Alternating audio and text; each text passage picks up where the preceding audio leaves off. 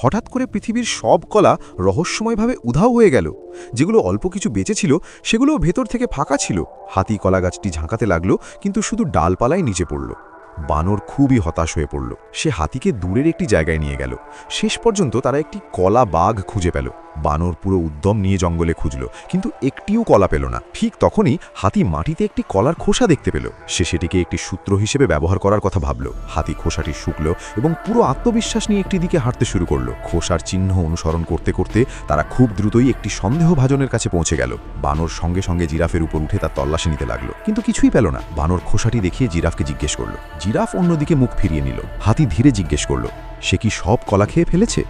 Giraffe প্রথমে অবাক হলো, তারপর হঠাৎ হাসতে শুরু করলো। আসলে জিরাফ শুধু পাতা খায়, কলা নয়। বানর আর হাতি লজ্জিত হয়ে সেখান থেকে চলে গেল এবং তাদের খোঁজ চালিয়ে যেতে লাগলো। কিছুক্ষণ পর তারা আবার একটি কলার খোসা পেল। কাছেই কিছু পালকও পড়েছিল। এই সূত্র ধরে তারা পালকের মালিকের কাছে পৌঁছালো। ছোট মুরগি তাদের দেখে খুব খুশি হলো, কিন্তু হাতির মনোযোগ শুধু কলা খুঁজতেই ছিল।